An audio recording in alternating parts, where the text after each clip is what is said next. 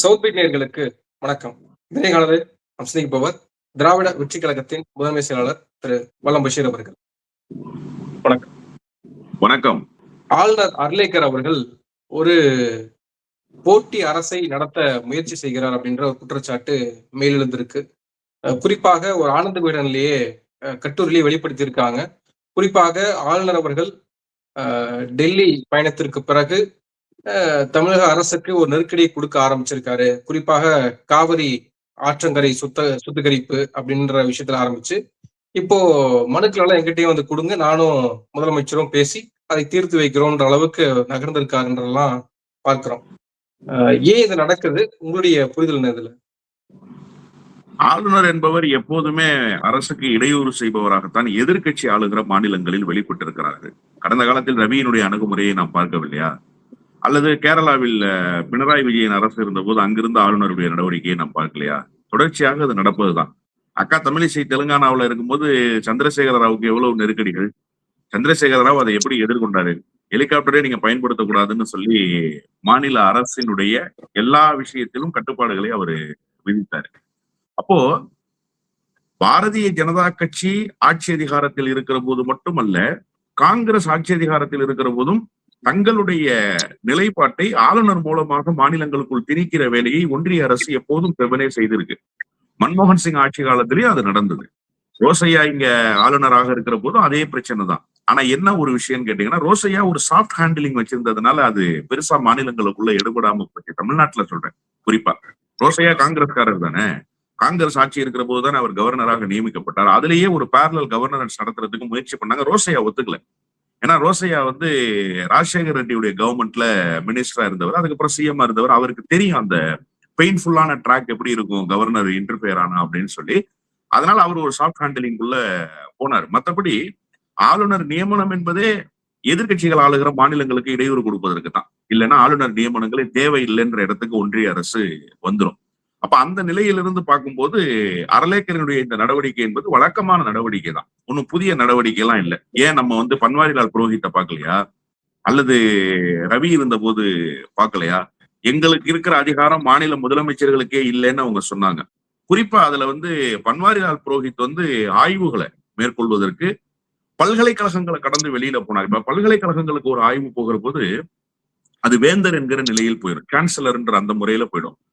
அப்ப அந்த சான்சலர்ன்ற அதிகாரத்தை தாண்டி பல்கலைக்கழகத்துக்குள் ஏதாவது செலுத்த முடியுமா அதிகாரத்தை அப்படின்னு பார்த்தா கண்டிப்பாக செலுத்த முடியாது. ஆனா இவங்க வெளிப்புறத்திலும் குறிப்பா பல்கலைக்கழகங்களின் சார்பில் சிறப்பு வகுப்புகள் எடுப்பதற்கு ஒரு ட்ரஸ்ட் ஃபார்ம் பண்றது, அந்த ட்ரஸ்ட் மூலமா நுழைவுத் தேர்வுகளை நடத்துறேன்னு சொல்றது, இந்த மாதிரியான கொள்ளைப்புறவழியான வேலைகள் எல்லாம் உயர்கல்வித்துறை அமைச்சகத்தினுடைய ஒப்புதல் பெறாமலேயே அவர்களுடைய பார்வைக்கு கொண்டு செல்லாமலேயே வேலைகள் எல்லாம் செய்திருக்கிறாங்க.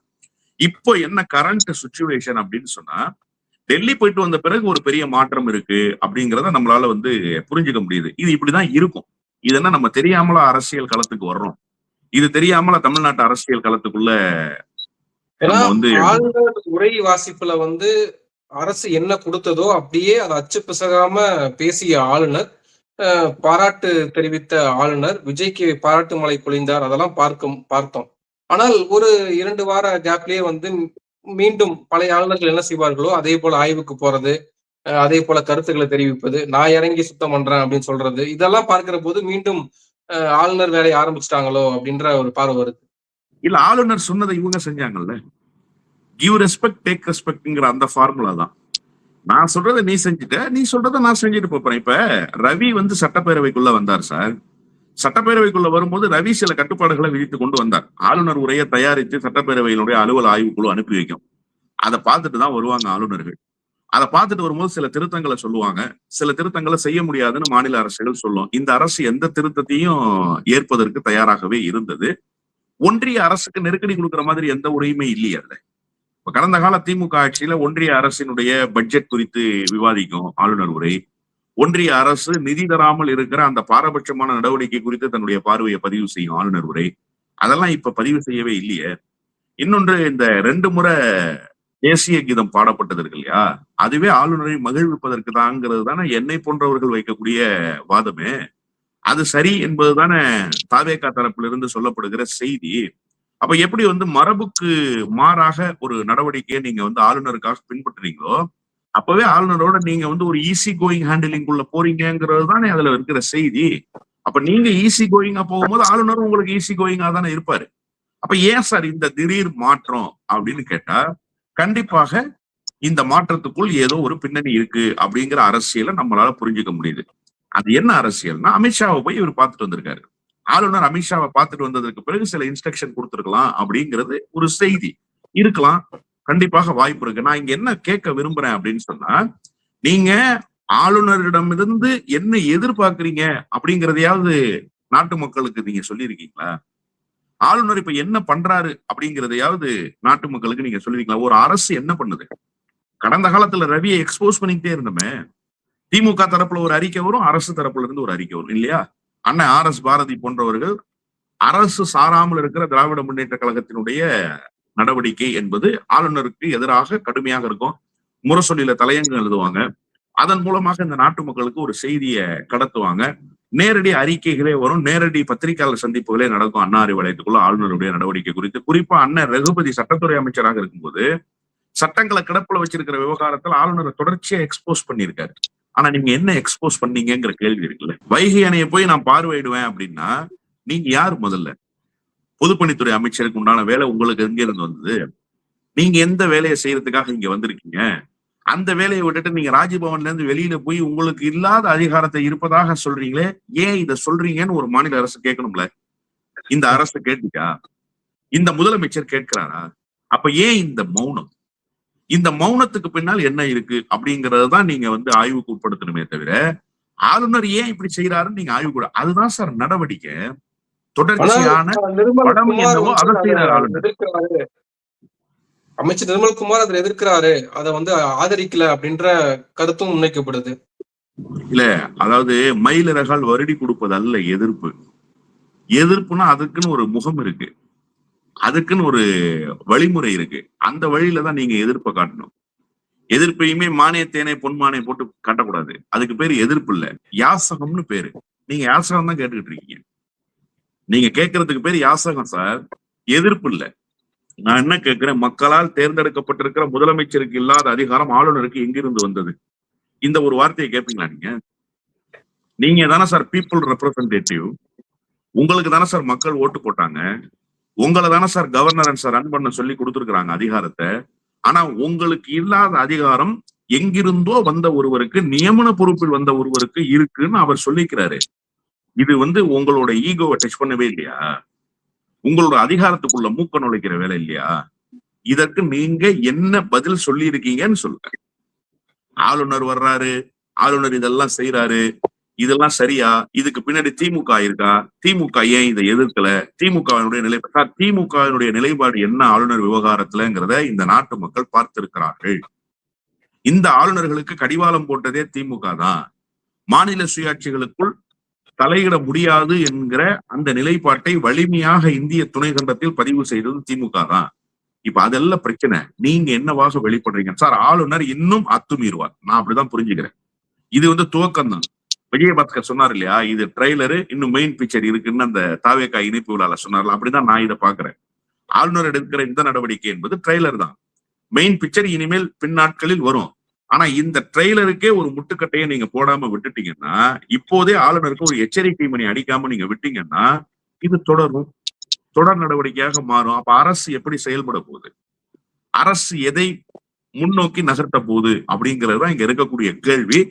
நான் இந்த பிரதான ஊடகங்கள்ல வரக்கூடிய செய்திகள், பத்திரிகைகளில் எழுதப்பட்டிருக்கிற செய்திகள், இது எல்லாவற்றையும் தாண்டி எனக்கு இருக்கிற ஒரு அரசியல் புரிதல்ல என்ன புரிஞ்சுக்கிறேன் அப்படின்னா, அமித்ஷா சில இன்ஸ்ட்ரக்ஷனை கொடுத்திருக்கலாம்.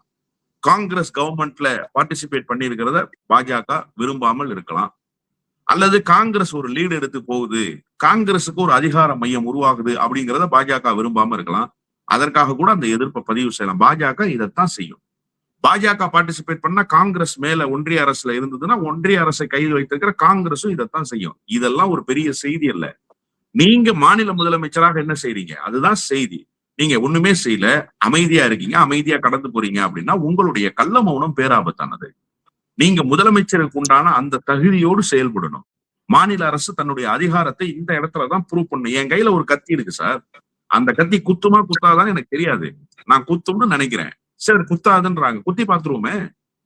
முதலமைச்சர் நீங்க ஒரு அறிக்கை கொடுங்க, ஒரு கண்டனத்தை பதிவு பண்ணுங்க, தாவேகா சார்பில் ஆளுநர் மாளிகைக்கு எதிராக ஒரு ஆர்ப்பாட்டத்தை நடத்த சொல்லுங்க, உங்க கட்சியின் சார்பில் அறிக்கையை கொடுங்க. எதுவுமே செய்ய மாட்டோம். மயிலிறகால் மறுபடி கொடுக்கிற வேலையை நிர்மல்குமார் வந்து செய்வாருங்க. முக்கியத்துவம் பெற்றக்கூடாது, ஆளுநர் விசஸ் தமிழக அரசுன்னு மாறிடக்கூடாது, ஆளுநர் முக்கியத்துவம் பெற்றக்கூடாது, திமுக விசஸ் தாவேகான் தான் களம் இருக்கணும் அப்படின்னு நினைக்கிறாங்களோ? அரசை எதிர்க்கிற வேலைய எதிர்கட்சிகள் செய்வாங்க.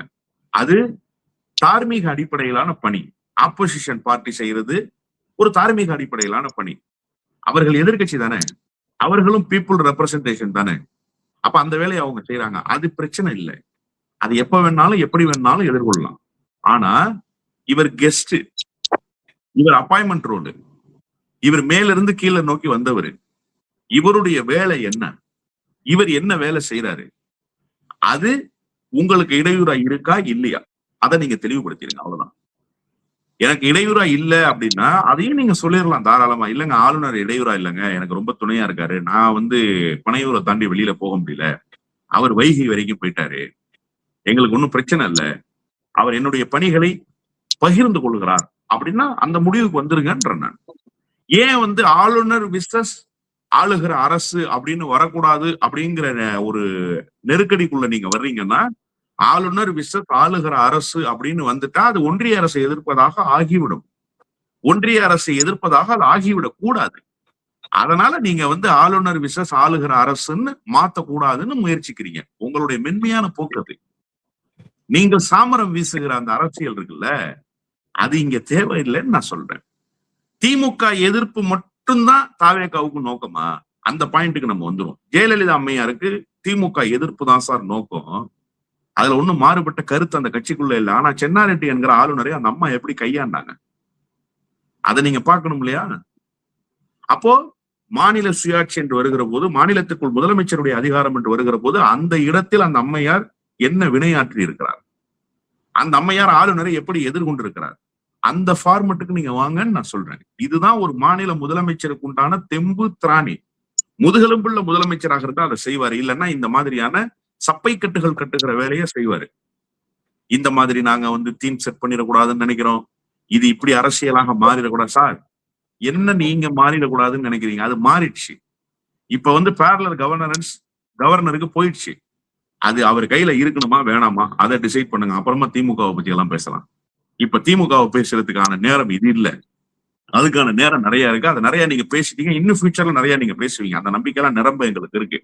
அதை திமுக எதிர்கொள்ளும். திமுக ஒன்னும் அஞ்சு நடுங்கி எல்லாம் ஓடிடாது, அதை திமுக எதிர்கொள்ளும். அந்த பின்புலம் திமுகவுக்கு இருக்கு, அந்த முதுகெலும்பு திமுகவுக்கு இருக்கு. ஆளுநர் விவகாரத்துல உங்களுடைய நிலைப்பாடு என்ன, அதை சொல்லுங்க. ஆதரிக்கிறீங்களா எதிர்க்கிறீங்களா? எதிர்க்கிறேன்னா எதிர்க்கிறேன்னு சொல்லுங்க, ஆதரிக்கிறேன்னு சொல்லுங்க, பிரச்சனை முடிஞ்சு போயிடும்ல. சும்மா எதுக்கு விளையாட்டு காமிச்சிட்டு இருக்கீங்க? இந்த விளையாட்டு தேவையில்லை. இது தமிழ்நாட்டினுடைய மாநில சுயாட்சியை கேள்விக்குள்ளாக்குகிறதுங்கிறது தான் என்னுடைய பார்வை. இதுல எதிர்கட்சி தலைவர் உதயநிதி அவர்கள் ஒரு கருத்து பதிவு பண்றாரு. அரசினுடைய கையாளத்தனம் அப்படின்னு ஆளுநர் விவகாரத்துல குறிப்பிட்டு அவர் பேசுறாரு. ஆனால் அதே ஆளுநர் கிட்ட போய் மனு கொடுக்குறாங்க, அதே ஆளுநர் கிட்ட போய் பெட்டிஷன் கொடுக்குறாங்க, நடவடிக்கை எடுக்க சொல்லி கேட்கிறாங்க. அதிமுகவினர் தாவேகாவுக்கு வருவதை குறித்து நீங்க நடவடிக்கை எடுக்கணும்னு ஏன் போய் சொல்றீங்க? இப்போ மதிமுகவுடைய பொதுச் செயலாளர் வைகோ அவர்கள் அவரே வைக்கிறாரு. 6 மாதத்தில் ஆட்சி கவிழுமா, 5 மாதத்தில் ஆட்சி கவிழுமான்னு சபம் விட்டுக்கிட்டு இருக்காங்க. இவர் மத்திய அரசுடைய ஏஜென்டா இருக்கக்கூடிய அர்லேக்கர் அவர்கள் ஒரு கேடுகெட்ட ஆளுநராக இருக்கிறார். அவர் வந்து 356 பயன்படுத்தி அதை நடைமுறைப்படுத்துவதற்காக ஆயத்தமாகிறார்கள்னு செய்தியை சொல்றாரு. அதுவும் இருக்குல்ல. இவர் ஏஜென்ட், இவர் பேசுறாரு, இவங்க ஓனரை பேச சொல்லுங்க. நீ யாரையா முதல்ல பேசுறதுக்கு அப்படிங்கிற கேள்வி இருக்குல்ல. உனக்கு ஒரு எம்எல்ஏ கிடையாது, நீ அங்கீகரிக்கப்பட்ட அரசியல் கட்சி இல்ல. தமிழ்நாட்டுல உங்களுக்கு என்ன ரோல்? நீங்க ஒரு புரோக்கர், அவ்வளவுதான். உங்க ஓனரை சொல்லுங்க. உங்களை இப்ப ஹையர் பண்ணிருக்கிறது யாரு? பனையூர் பங்களாவுக்கு உங்களை ஹையர் பண்ணிருக்கிறாங்க. நீங்க பனையூர் பங்களாவுக்கு செக்யூரிட்டியா போயிருக்கீங்க. செக்யூரிட்டி வெளியில நின்று பேசுற கருத்தை கேட்டுட்டுலாம் திருப்பி வரமாட்டாங்க போறவங்க. உழிட்டு உள்ளார இருக்காருல ஓனரு, அவர் சொல்ற கருத்து தான் கருத்து, அவர் தான் பேசணும். இப்ப இந்த சிறப்பு சட்டப்பிரிவை பயன்படுத்தி இந்த ஆட்சியை கலைக்கணும் யார் சொன்னா?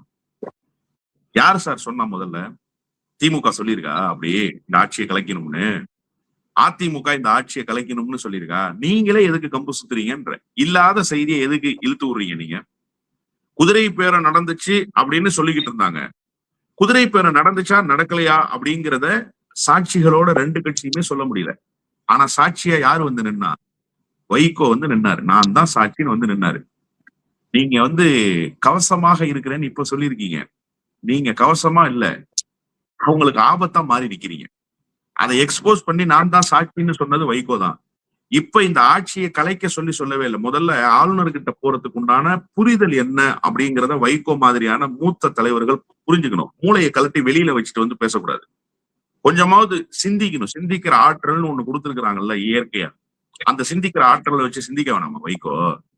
அவ்வளவு என்ன கேடுகட்ட சிந்தனை வந்துருச்சுன்னு கேக்குறேன் உங்களுக்கு. நீங்க ஆளுநரிடம் போவதற்கு 2 காரணங்கள் இருக்கு. அதிமுக உண்மையிலேயே பாதிக்கப்பட்டிருக்கா இல்லையா சார்? அதை பேசுவோம். நம்ம குதிரை பேரம் மண்ணாங்கட்டி அதெல்லாம் வச்சிருவோம். அதிமுக உண்மையிலேயே பாதிக்கப்பட்டிருக்குல்ல. ரெட்டலைக்கு வாக்களிச்சாங்களா இல்லையா விராலிமலையில? இரட்டை இலைக்கு வாக்களிச்சாங்களா இல்லையா? கரூர்ல, மதுராந்தகத்துல, அம்பாசமுத்திரத்துல, பெருந்துறையில வாக்களிச்சாங்களா இல்லையா? ஏன் ரிசைன் பண்ணாங்க? தலைமை சரியில்லை அப்படின்னா எலெக்ஷனுக்கு முன்னாடி தலைமை சரியா இருந்துச்சா? அந்த தலைமை கிட்ட சீட்டு வாங்கும்போது அந்த தலைமை சரியா இருந்துச்சா? 3 மாசத்துல அந்த தலைமை சரியில்லாம போயிடுச்சா? சரி, தலைமை சரியில்லாம போயிடுச்சு. ஏன் எம்எல்ஏ பொறுப்பை ராஜினாமா பண்ணீங்க? ஏன் சார் எம்எல்ஏ பொறுப்பை ராஜினாமா பண்ணீங்க? அப்ப அதற்கு பின்னால் என்ன நடந்திருக்குன்னு ஒரு கட்சியினுடைய கொறடா கேட்க மாட்டாரா? ஒரு கட்சியினுடைய பொதுச் செயலாளர் கேட்க மாட்டாரா? அதை எப்படி ஆட்சி கலைப்புக்கான குரலாக நீங்க பாப்பீங்க? சரி, இதை ஒரு பக்கம் வச்சிருங்க. அண்ணன் மு.க. ஸ்டாலின் தன்னுடைய ஜனநாயக கருத்தை தெரிவிக்கிறார். என்ன கருத்து? இந்த ஆட்சி நீடிக்காதுன்னு சொல்றாரு. ஏன் நீடிக்காதுன்றாரு? இடைத்தேர்தல் கொண்டு வருவதற்கான ஒரு முயற்சி. அப்சல்யூட் மெஜாரிட்டி 118 அந்த மேஜிக் நம்பர்ஸ் வேணும்னு நினைக்கிறாங்க. நாங்க அதை எலெக்ஷன்ல வீழ்த்துவோம். அந்த 118 நம்பர் கிடைக்க விடாம பண்ணுவோம். மதுராந்தகத்துல நாங்க வீழ்த்துவோம், பெருந்துறையில நாங்க வீழ்த்துவோம், அம்பாசமுத்திரத்துல நாங்க வீழ்த்துவோம், விராலிமலையில வீழ்த்துவோம், கரூர்ல வீழ்த்துவோம் அப்படிங்கிற அந்த அடிப்படையில் அந்த கருத்து தெரிவிச்சிருக்கலாம் இல்லையா? அவர் அப்படிதான் தெரிவிச்சார். அப்படிதான் நான் புரிஞ்சுக்கிறேன். அதை எப்படி நீங்க ஆட்சி கவிழ்ப்புக்குள்ள கொண்டு போய் சேர்க்கிறீங்க? இப்ப திமுக போய் சொல்லியிருக்கிறது என்னன்னா, வைகோ சாட்சி சொல்றாரு. வைகோ சொல்ற சாட்சியை பிரதானமா எடுத்துக்கிட்டு வைகோவையும் விசாரிக்கணும், வைகோ சொல்ற கருத்துக்களை கேட்டு விஜய் மீது வழக்கு பதிவு செய்யணும்னு சொல்லி ஆளுநருக்கு கடிதம் கொடுக்குறாங்க. இதுல என்ன தப்பு இருக்கு? இது ஒரு எக்ஸ்போஸ் பண்ற மெத்தடாக தான் நீங்க எடுத்துக்கணும். இது என்ன நோக்கம்னா, இந்த அரசு செய்கிற அயோக்கியத்தனத்தை எக்ஸ்போஸ் பண்ற வேலை இது. இதை கூட ஒரு எதிர்கட்சி செய்யாத. நீங்க போய் திமுக உறுப்பினர் ராஜினாமா பண்ணுங்கன்னு வைகோ கிட்ட போய் சொல்லுவீங்க. வைகோ சரிங்க நான் ஏற்பாடு பண்றேன்னு சொல்லிட்டு ஏஜென்ட் கமிஷன் வாங்கிட்டு ஏஜென்ட்டா இங்க வருவாரு. அதை வெளியிலேயே சொல்லுவாரு. இதை கேட்டுக்கிட்டு திமுக சும்மா இருக்குமா? விஜயபாஸ்கருக்கு ஒரு விலை வைப்பீங்க, மரகதம் குமரவேலுக்கு ஒரு விலை வைப்பீங்க, எசக்கி சுப்பையாவுக்கு ஒரு விலை வைப்பீங்க. இதெல்லாம் பார்த்துட்டு அதிமுக சும்மா இருக்குமா? என்ன சார் நியாயம் அது?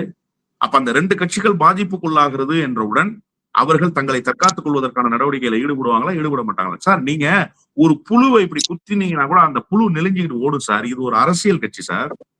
அந்த அரசியல் கட்சிக்கு ஒரு டிஸ்டர்பன்ஸ் வரும்போது அந்த டிஸ்டர்பன்ஸை இந்த நாட்டு மக்களிடத்துல எக்ஸ்போஸ் பண்ணி யார் இதற்கு பின்னால் இருக்கிறாங்கிற வேலையை இந்த நாட்டு மக்களுக்கு எதன் மூலமாக சொல்லியாக வேண்டும்னு 2 கட்சிகளும் பிரதான கட்சிகள் நினைக்கும் தானே? அதைத்தான் செய்யறாங்க. இது எங்கிருந்து ஆட்சி கலைப்பாக மாறுச்சுன்னு நான் கேட்கிறேன். இல்லாத ஒரு செய்தியை புதுசா சொல்லிட்டு இருக்காரு வைகோ. எப்படி சாட்சியா மாதிரி விஜய மாட்டி விட்டாரோ அது மாதிரி ஆட்சி கலைப்புன்ற ஒரு எண்ணமே இல்லாத நேரத்துல ஆட்சி கலைப்பு பத்தி பேசுறாரு. அவருக்கு என்னன்னா ஆட்சியை கலைச்சிடணும்னு அவர் நினைக்கிறாரு சார். வைகோவோட எண்ணத்தை நான் சொல்லிடுறேன். ஆட்சியை கலைச்சிடணும், அப்பதானே 10 சீட்டு வாங்க முடியும் விஜய் கிட்ட, அப்பதானே மந்திரி சபையில இடம்பெற முடியும். இப்ப ஒரு எம்எல்ஏவும் இல்ல. அதனால அவர் உள்ளூர என்ன நினைக்கிறாரோ அதை வெளியில திமுக சொல்லுதுன்னு சொல்றாரு, அது அதிமுக சொல்லுதுன்னு சொல்றாரு. இது திமுக கருத்து இல்ல, அதிமுக கருத்து இல்ல, இது வைகோவினுடைய கருத்து, வைகோவினுடைய எண்ண ஓட்டம். வைகோ இந்த ஆட்சியை கலைக்கணும்னு நினைக்கிறார். அதற்குண்டான வேலைகளை ஒரு டீம் செட் பண்ற வேலையை செய்யறாரு.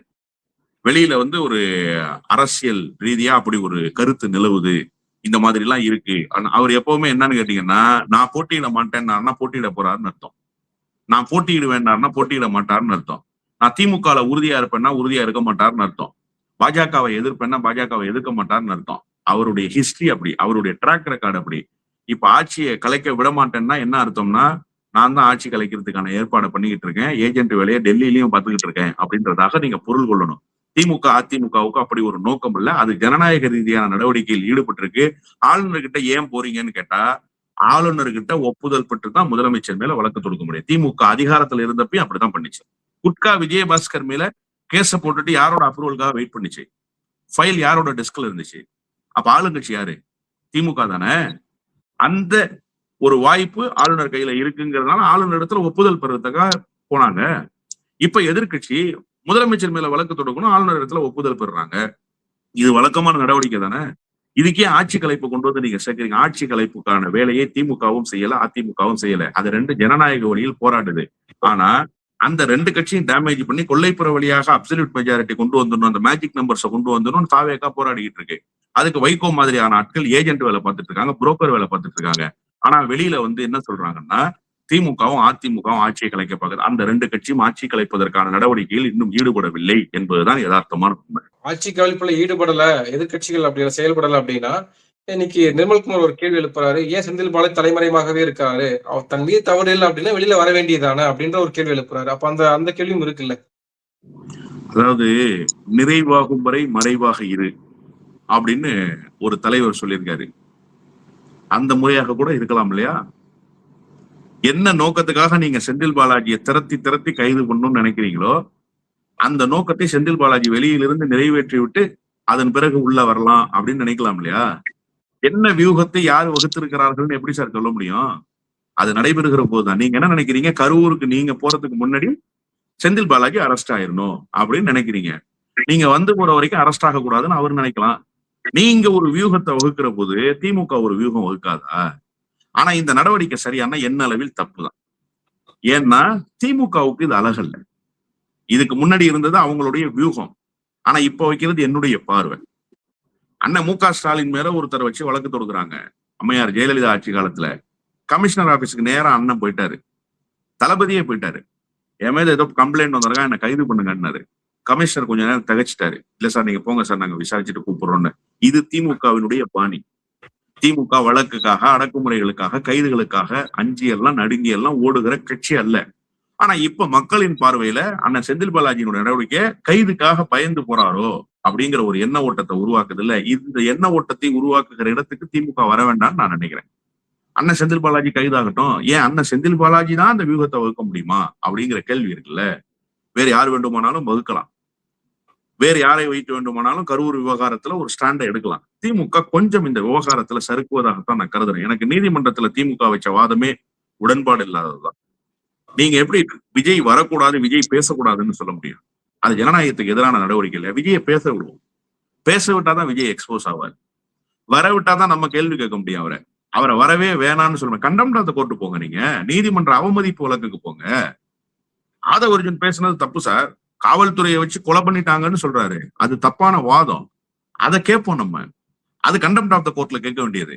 விஜய பேசவே கூடாதுன்னு வாய் போட்டு கூடாது, அது தவறு. அந்த மாதிரி ஒரு சின்ன சர்க்கிள் செய்துச்சுல திமுக. அந்த சர்க்கிளினுடைய அடுத்த கட்டமாகத்தான் நான் அந்த செந்தில் பாலாஜி அவர்களுடைய இந்த மறைவு நடவடிக்கையை பாக்குறேன். ஆனா அவர்களுக்கு வேறு நோக்கம் இருக்கலாம். அதனாலதான் நான் சொன்னேன், நிறைவாகும் வரை மறைவாகருன்னு ஒரு தலைவர் சொன்னாரு.